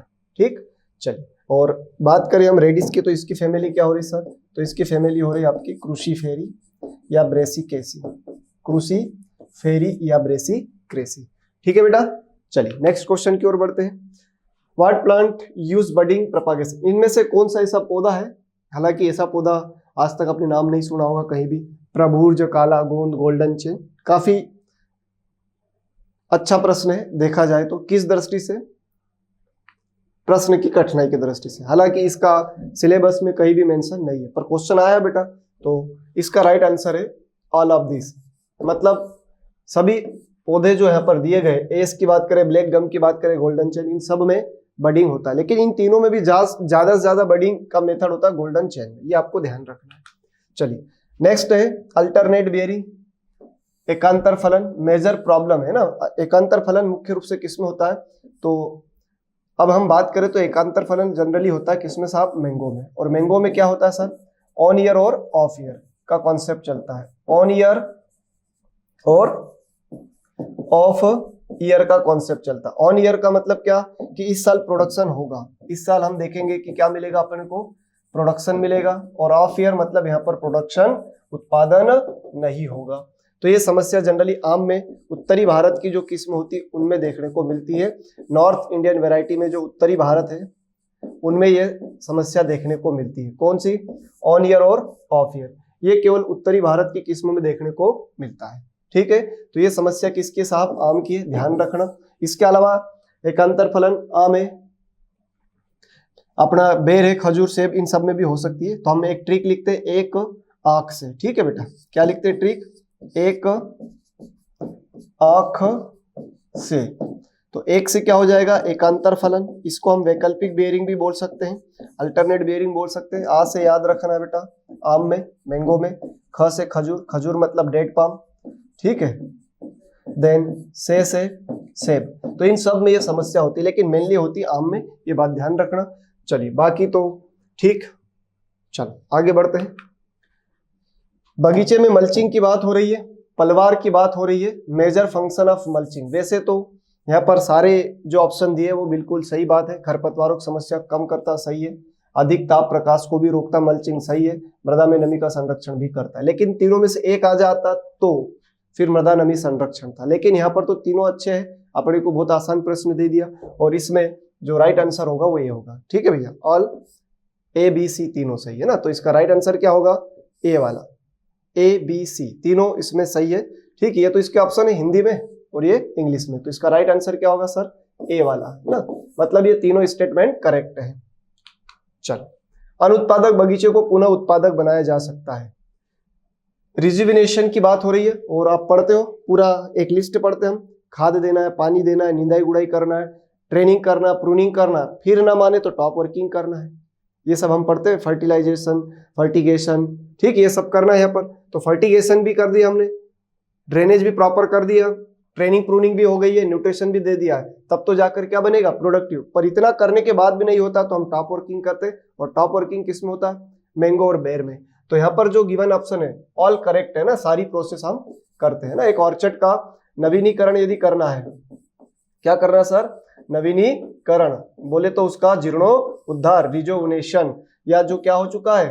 अन उत्पादक हो चुका है, इसको हम बनाना चाहते, फिर से प्रोडक्टिव, उत्पादक बनाना चाहते हैं। तो कौन कौन से जो भी अच्छे काम हो सकते बगीचे में। अब बगीचे में अच्छे काम क्या होंगे भाई? अरे अच्छे काम क्या होंगे? खाद देंगे, पानी देंगे, उर्वरक देंगे, निंदाई गुड़ाई करेंगे, डोरे कोल पे चलाएंगे, ट्रेनिंग प्रूनिंग करेंगे, काट छाट होगे तो बोर्डो पेस्ट लगाएंगे, सब अच्छे काम करेंगे। तो अनप्रोडक्टिव किस में बदल जाएगा? प्रोडक्टिव में। लेकिन ये मान ही नहीं रहा है, प्रोडक्शन फिर से बढ़ ही नहीं रहा है। तो फाइनली हम क्या करते? Top working. क्या करते सर?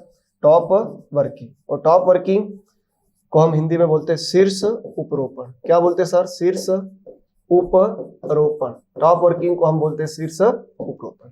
सो राइट आंसर तो मिल ही गया बेटा। बाकी जो बातें मैंने बताई बहुत इंपॉर्टेंट है, ध्यान रखना। मिर्च में तीखापन, चलो, एलाइल प्रोपाइल डाइसल्फाइड के कारण पंजनसी किस में आती है साहब? तो ऑनियन में आती है, ध्यान रखना। और ऑनियन की बात करें तो इसमें जो पिंक का कलर होता है, प्याज का जो गुलाबी रंग होता है, ठीक है, प्याज का गुलाबी रंग होता है, किसके कारण? That is क्वारिसिटिन। क्वारिसिटिन, कौन सा सिटिन? तो क्वारिसिटिन के कारण हो रहा है, ध्यान रखना है। क्वारिसिटिन के कारण हमें पिंक कलर देखने को मिलता है। बात करें कुर्क्यूमिन, तो कुर्क्यूमिन किसके अंदर है भाई? तो ये टर्मरिक के अंदर है, हल्दी के अंदर पाया जाता है, ठीक है, उसके रंग के लिए जिम्मेदार है। देन बात करें थाइमिन, तो ये तो B1 की बात हो गई, ठीक है, ये तो विटामिन B1 की बात हो रही है, थाइमिन, विटामिन B1 है, थाइमिन। देन अपने पास आया बेटा मिर्ची, तो मिर्ची बना ही लेते हैं, थोड़ी लगेगी तो लगेगी, क्या करें अब, पर बना ही लेते हैं अपन तो। चलो ये लो, ये तुम्हारी स्क्रीन पर आ गई मिर्ची बेटा। ठीक है, मिर्ची को आप ध्यान से देखोगे, हाँ ध्यान से ही देखना है। चलो ध्यान से देखो, इसके अंदर इस तरह से बीज होते हैं। ठीक, ये सबसे बाहर वाला भाग है पेरिकार्प। क्या है सर? पेरिकार्प। कौन सा कार्प है सर? पेरिकार्प है, जो कि 40% होता है। ये वाला भाग है स्टॉक। स्टॉक मतलब उसका डंठल हो रहा है, ठीक है, जो कि 6% होता है। और इसके अंदर हमें देखने को मिलेंगे सीड। क्या मिलेंगे? सीड। और सीड की यदि मैं बात करूं तो ये लगभग अपने को होते 54%। ठीक है, हो गया 100%। अब प्रश्न पूछा गया है कि मिर्ची का लाल रंग, तो ये जो पेरिकार्प होता है, ठीक है, इसको हम बोलते हैं कैप्सेथीन। कैप्सेथीन। अब पूछा क्या गया उस पर अपन बाद में चलेंगे। थीन, थीन के लिए ट्रिक याद रखना, थैला। तो ला से हो जाएगा बेटा इसका रेड कलर, है ना। मिर्ची का कैसा कलर? Red colour. तो थैला लाल कलर का। देन पंजेंसी की बात आती है, तो मिर्ची का सबसे तीखा भाग, हॉटेस्ट पार्ट, सबसे तीखा भाग, मिर्ची का सबसे तीखा भाग क्या होता है? तो जनरली बीज बोलते हैं, लेकिन बीज से भी पहले ध्यान रखना प्लेसेंटा। ये ना दिखे तो फिर आपको लगाना बीज। प्लेसेंटा क्या होता है? मिर्ची का तीखा भाग प्लेसेंटा। ये ऑप्शन में ना हो तो फिर हमें क्या देना है? बीज। सॉरी, पहली आप प्रायोरिटी तो प्लेसेंटा, ये ना दिखे तो बीज। ठीक, क्योंकि बीज प्लेसेंटा से जुड़ा होता है। तो हॉटेस्ट पार्ट आप चिली आए तो प्लेसेंटा। और विश्व में सबसे तीखी मिर्ची कौन सी है? तो रवीना के नाम से याद रखना, कैरोलिना रेविना। तो रवीना कैरोलिना याद रखना। ठीक है, भूत जलोकिया है, कैरोलिना रीपर है, कैरोलिना रीपर, भूत जलोकिया, भूत जलोकिया, और एक है बेटा नागा किंग। ये विश्व में सबसे तीखी मिर्ची है। और मिर्ची में जो हॉटनेस होता है ना, उसको स्कोलोवेंट से नापा जाता है। तो अब हॉटनेस किसके कारण होता है? तो हॉटनेस जो होता है ना, वो सीन के कारण होते हैं। सीन कैसे होते हैं? हॉट होते हैं। सीन कैसे होते हैं? हॉट। तो मिर्ची में जो हॉटनेस होता है वो कैप्सेसिन के कारण होता है, लाल रंग कैप्सेथीन के कारण होता है, सबसे तीखा भाग उसका प्लेसेंटा होता है, हल्दी में पीला रंग कुर्क्यूमिन के कारण, प्याज में pungency allyl propyl disulphide, pink का कलर क्वारिसिटिन, और थायमिन विटामिन B1 की बात हुई। तो मिर्ची का तीखापन पूछा गया है। मेरे बच्चों का उत्तर बिल्कुल सही है, डी डमरू। जिन्होंने भी डी दिया बिल्कुल सही है। और ये एक्स्ट्रा जानकारी आनंद लो। प्रशीतन के लिए उपयुक्त ताप है। अब प्रशीतन क्या है बेटा? रेफ्रिजरेशन क्या है? तो ये लो टेम्परेचर का प्रिंसिपल है। किसका प्रिंसिपल है sir? Low temperature. Low temperature मतलब कम ताप के उपयोग का सिद्धांत। ठीक है, ये टेम्पररी है, अस्थायी है, बात ध्यान रखना। कैसा है? अस्थायी है ना। प्रश्न ये भी आता है कि लो टेम्परेचर कैसा है? तो ये टेम्पररी है, अस्थायी प्रिजर्वेशन का। इसमें पहला हम देखते हैं सेल्यूलर स्टोरेज। कौन सा sir? Cellular storage. Cellular storage की बात करें तो यहाँ पर टेम्परेचर रखते हैं हम 15 डिग्री सेल्सियस। फिर एक आएगा बेटा रेफ्रिजरेशन। ठीक है, जैसे पूछा ही गया आपसे, किसके बारे में बात की गई यहाँ पर? रेफ्रिजरेशन, जो कि लो टेम्परेचर की बात कर रहा है। ठीक है, रेफ्रिजरेशन, रेफ्रिजरेशन कुछ नहीं है, फ्रीज है। ठीक है, कुल मिलाकर फ्रीज है। और फ्रीज में 2 बॉक्स होते हैं। जैसे अभी गर्मियां चल रही बेटा, तो आप एक बॉक्स में क्या जमा रहे? बर्फ, जिसका ताप है 0 से 5, और एक में क्या रखते हैं? फल सब्जी, तो जिसका टेम्परेचर लगभग 15 के आसपास रहता है। एक होता है फ्रीजिंग, है ना, एक होता है फ्रीजिंग, एक यहाँ पर ध्यान देना है फ्रीजिंग। फ्रीजिंग का टेम्परेचर रखते हैं -18 टू -40 डिग्री सेल्सियस। ये जो टेम्परेचर है फ्रीजिंग वाला, ये कैसा है सर? स्थायी परिरक्षण है। और इनके द्वारा परिरक्षण किनका किया जाता है? तो इनके द्वारा जो परिरक्षण किया जाता है, preservation, pure fruit juice, pure fruit juice, फलों का जो शुद्ध रस है उसमें कोई मिलावट नहीं है। तो जो फलों का शुद्ध रस है, फलों का शुद्ध जलीय रस है, फलों का शुद्ध जलीय रस है, उसका यदि प्रिजर्वेशन करना है तो फ्रीजिंग से होगा, ध्यान रखना। और फ्रीजिंग कैसा? स्थायी। एक इसके अंदर कम ताप के अंदर ही है, लेकिन ये कैसा? स्थायी है। ये कैसा है? अस्थायी। ये कैसा है? अस्थायी। दोनों कैसे भैया? अस्थायी। सेल्यूलर हो गया, रेफ्रिजरेशन। अब आपसे पूछा गया refrigeration the optimum range of temperature. तो रेफ्रिजरेशन का ऑप्टिमम टेम्परेचर आपसे पूछा गया। 15 डिग्री तो है ही नहीं, 15 डिग्री तो ऑप्शन में ही नहीं है। तो फिर सर ऑप्शन में क्या है? 0 से 5 है, बिल्कुल खुला खुला दिख रहा है। ठीक है, तो रेफ्रिजरेशन में प्रशीतन के लिए उपयुक्त ताप आएगा तो अपने को लगाना 0 से 5। तो इसका right answer should be D, जो कि आपकी स्क्रीन पर दिया है। ठीक है बेटा, तो काफी अच्छा क्वेश्चन था, मैंने उसके साथ आपको बहुत महत्वपूर्ण जानकारी दी। आनंद लीजिए, एमजीसीआई की इस मेहनत का भी लाभ लीजिए। कागजी नींबू का बहुत प्रसारण किया जाता है। बडिंग की अपन ने बात करी, जैसे टी बडिंग है, पेज बडिंग है, आई बडिंग है, सील्ड बडिंग है, रिंग बडिंग है, फॉरकेट बडिंग है। तो बडिंग मेनली रोज में होता है, जैसे अभी अपनी चर्चा हुई टी बडिंग, इसी को हम आई बडिंग, इसी को हम सील्ड बडिंग कहते हैं, इसी को हम इन्वर्ट टी बडिंग भी कहते हैं, उल्टा टी बडिंग, उड़ता तीर नहीं, उल्टा टी बडिंग। ठीक है, इसको हम उल्टा टी बडिंग भी कहते हैं। ये सब बडिंग के ही टाइप्स होते हैं, पेच बडिंग है, रिंग बडिंग है। ग्राफ्टिंग क्या होता है? तो ग्राफ्टिंग उपरोपण की अगर हम बात करें तो एक अपने को रूट स्टॉक लेना बेटा, पेंसिल की मोटाई का लेते हैं, लेकिन मैं थोड़ा बड़ा बना रहा हूँ। सियोन भी किसकी मोटाई की? पेंसिल की मोटाई की। दोनों को अच्छे तरह से मिलाकर बांध दिया जाता है, दोनों जुड़ जाते हैं और एक नए पौधे का काम करते हैं। जो हमें फल मिलेंगे वो किसके मिलेंगे? सियोन के मिलेंगे, रूट स्टॉक के नहीं मिलते। रूट स्टॉक तो केवल पोषण देने का काम करता है, जिसको हम मूलवृंत कहते हैं। ऊपर वाला पार्ट हो गया सियोन का, शाखा का, सांकुर डाली का। ठीक, हार्डवुड कटिंग की बात अपनी हो ही चुकी है। इसके लिए 10 से 45 सेंटीमीटर मोटी शाखा लेना है, जो कि 1 वर्ष पुरानी होना चाहिए। हमने बात करी थी हार्डवुड कटिंग आगे इसी पेपर में, ग्रेप्स में, गुआवा में, पोमीग्रेनेट में हो रहा है। एयर लेयरिंग जनरली होता है लीची में, किसमें होता है? लीची में, देन गुआवा में। ठीक है, अब प्रश्न पे चलते हैं। कागजी नींबू, ये प्रश्न आपका कैंसल हो चुका है। ठीक है बेटा, क्यों हो चुका कैंसल? इसको कैंसल क्यों कर दिया बेटा? इसको कैंसल इसलिए कर दिया क्योंकि जो एसिड लाइम है, कौन सा लाइम है सर? एसिड लाइम है, जिसको हम बोलते हैं कागजी नींबू। कौन सा नींबू? कागजी नींबू। इसमें मुख्यतः प्रसारण होता है बीज से, और भाई साहब ऑप्शन में बीज है ही नहीं। बीज कहीं दिख रहा क्या? नहीं, तो ये क्वेश्चन कैंसिल हो चुका है। ठीक है, फिर भी सर एक लगाना पड़े तो एयर लेयरिंग लगा सकते, जो लेमन वगैरह में ठीक है, लेमन में कुछ हद तक हो जाता है, लेकिन यहाँ कागजी लाइम पूछा है, और लेमन और लाइम का अंतर मैंने आपको शुरू में बताया था बेटा। तो इसलिए ये क्वेश्चन रिजेक्ट हो गया, क्योंकि इसका कमर्शियली प्रोपागेशन एसिड लाइम है, पपाया है, फालसा है, कॉफी है, चेरी है, कोकोनट है। ठीक है, इनमें किससे होता है? बीज से। लेकिन ये क्वेश्चन में ऑप्शन नहीं था, इसलिए कैंसिल हो चुका है। ठीक है, तो अब फिलहाल इसका आंसर क्या है? आंसर है ही नहीं बेटा। ठीक है, ये क्वेश्चन कैंसिल हो चुका है। इसका राइट आंसर आपको ध्यान रखना है, कागजी नींबू का आता है तो आपको ये लगाना है। ठीक, ये क्वेश्चन कैंसिल्ड हो चुका है, रिजेक्ट हो चुका है। बोतलीकरण के समय शक्कर की चाशनी की औसत सांद्रता होती है। अब ये कैनिंग का एक प्रोसेस होता है, जब हम कैनिंग मीडिया तैयार करते हैं। क्या तैयार करते हैं सर? कैनिंग मीडियम तैयार करते हैं। कौन सा मीडियम तैयार करते हैं? कैनिंग मीडियम, कैनिंग माध्यम।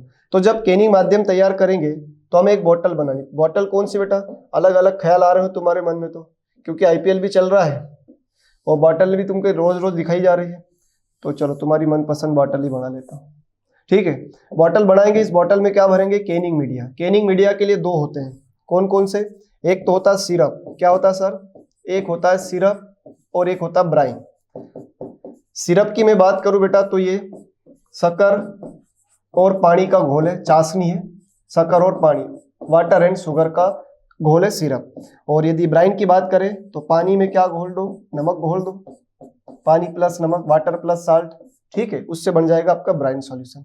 सिरप सॉल्यूशन जनरली हम फल उत्पादों के लिए उपयोग करेंगे, और ब्राइन सॉल्यूशन जनरली सब्जियों के लिए करेंगे। और जनरली जो मटर की डिब्बाबंदी की जाती है वो नमक से की जाती है। ठीक है, मटर की जो डिब्बाबंदी की जाती है वो किससे की जाती है? साल्ट से ही तो करते हैं। कितना साल्ट लेते हैं? 1 to 3 या 2 to 3, और इन चारों में से एक चुनना पड़ जाए तो फिर आंसर 2 होता है। ठीक, अब ये कैनिंग मीडिया भर दिया इसके अंदर। अब जो भी उत्पाद भर रहे हैं, अभी फिलहाल बात हो रही सिरप की, तो शक्कर का कंसंट्रेशन कितना रखा जाता है? तो इसके अंदर जो शक्कर का कंसंट्रेशन होना चाहिए 22 से 55 डिग्री ब्रिक्स होना चाहिए, और जितनी शक्कर होता है उतना ही जनरली क्या बनता है? टीएसएस। ये टीएसएस को हम बोलते हैं कूल विलेट ठोस, टोटल सॉल्युबल सॉलिड, और उसको नापा जाता है डिग्री ब्रिक्स में। फिलहाल यहाँ परसेंट में दिया है, इसको डिग्री ब्रिक्स भी बोल सकते हैं। तो right answer should be C, क्योंकि इसके पास यही ऑप्शन है। चलिए ठीक है, नेक्स्ट क्वेश्चन है बाग में पाला और निम्न ताप का नियंत्रण। यदि अपना जो ऑर्चर्ड है उसमें हमें टेम्परेचर कंट्रोल करना है तो क्या करेंगे, बाग को चारों ओर से स्वेटर पहना देंगे, ठंड कम हो जाएगी। नहीं भाई, ऐसा नहीं करना। धुएं के आवरण से बाग के चारों ओर धुआं करना, बाग में धुआं मत करना, नहीं तो बाग में आग लग जाएगी। दूसरा, सिंचाई करना बिल्कुल सही है। उर्वरक से ऐसा कुछ होता नहीं है, तो राइट आंसर ए और बी है, और ए और बी डी ऑप्शन में है। ठीक है, ऐसा क्यों होता है थोड़ा सा समझ ले। पाला क्या होता है सर?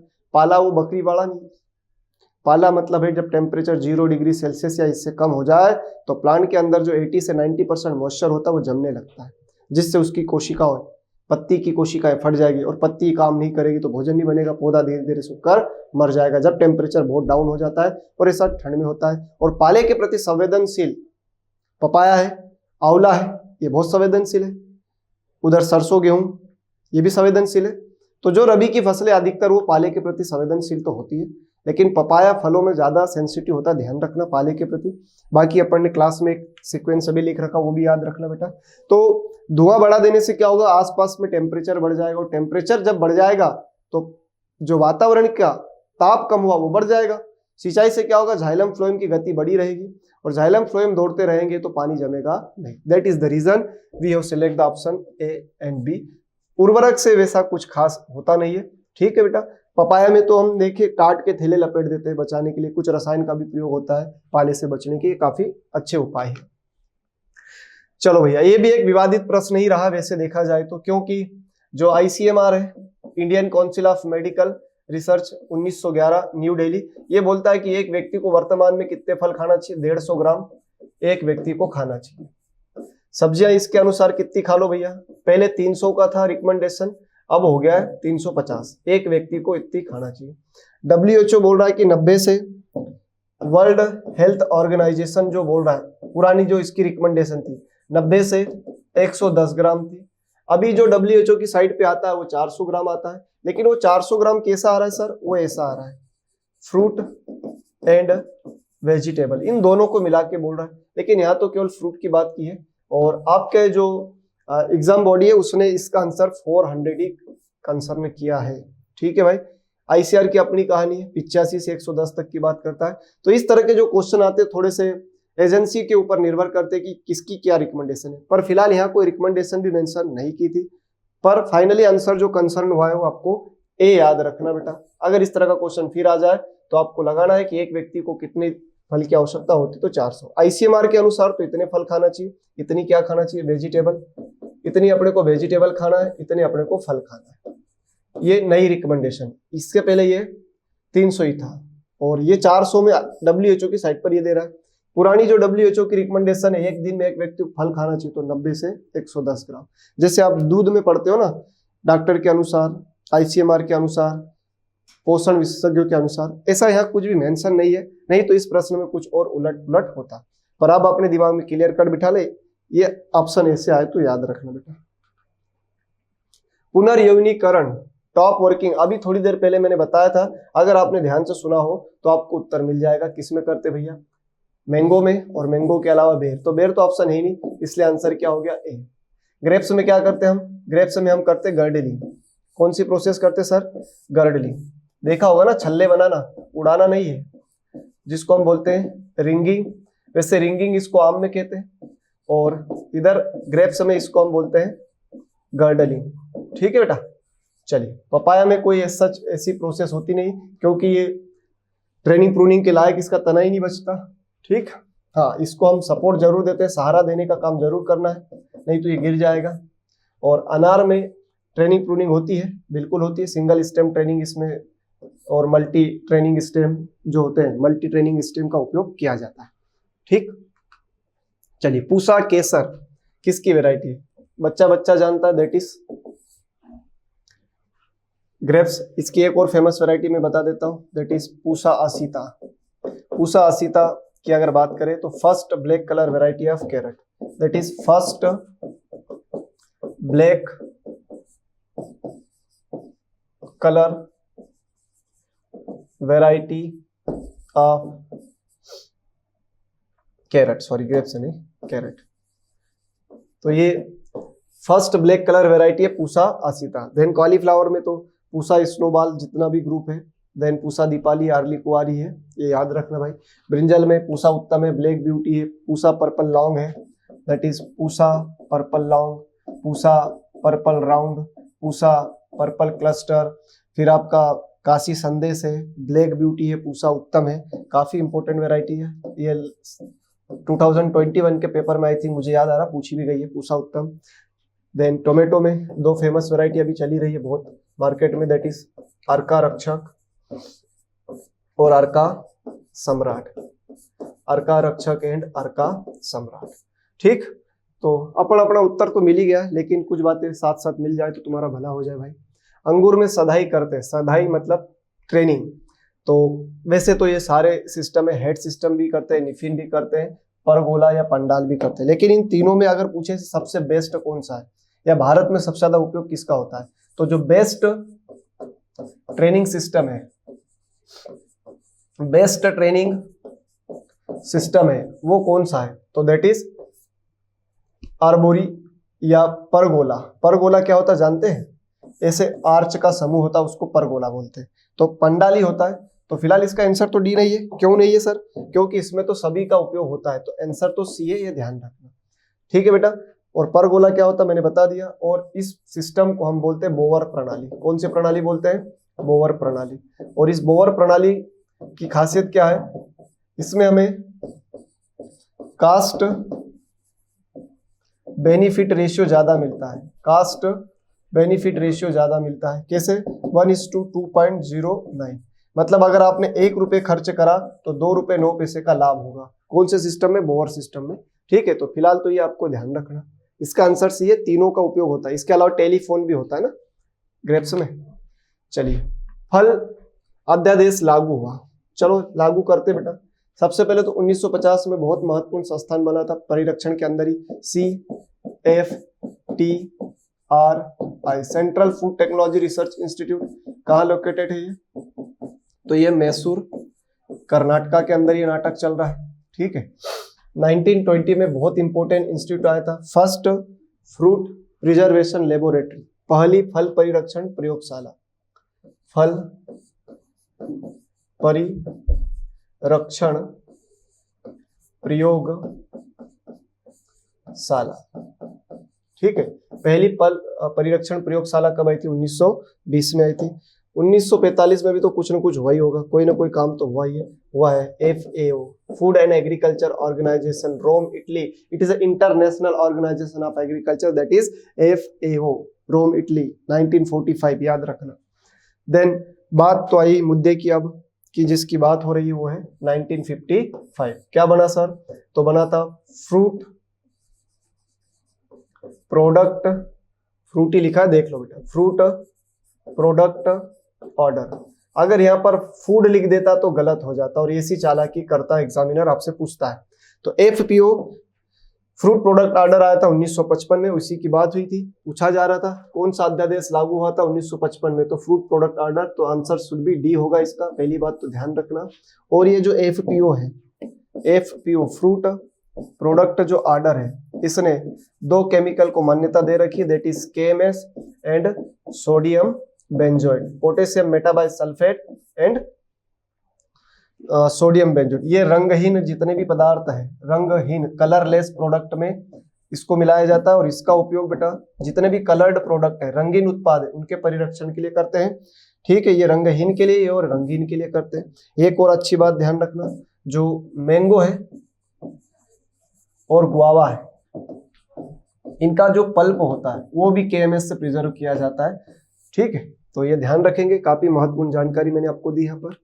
चलिए, मूली की बीज दर पूछी गई है बेटा, तो सीड रेट ये तो आपके बरसीम की, अगर उधर जाए तो ये कैरेट की लगभग है, वैसे 4 to 5 होता है। चलिए, तो इसका राइट आंसर तो सी है। ठीक है बेटा, तो यहाँ ज्यादा भटकने की जरूरत है नहीं। खरीफ रबी में प्याज की, भिंडी की, सबकी सीड रेट आपको याद होना चाहिए। ठीक है, अनियन की खरीफ में 12 to 15, रबी में 10 to 12। ऐसे समर में आपको ओकरा की भी पता होना चाहिए।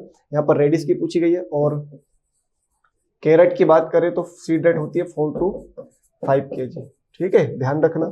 देन ऑनियन की पूछ ले, तो ऑनियन की 2 तरह से, अगर हमसे पूछा जाए खरीफ में, तो खरीफ में कितनी होती है और पूछा जाए रबी में तो कितनी होती है, तो रबी में होती है 10 से 12 और इधर होती है 12 से 15 kg पर हेक्टेयर। ये आपको लर्न रखना है, हो सकता है इससे तरह के क्वेश्चन आपको और एग्जाम में मिले।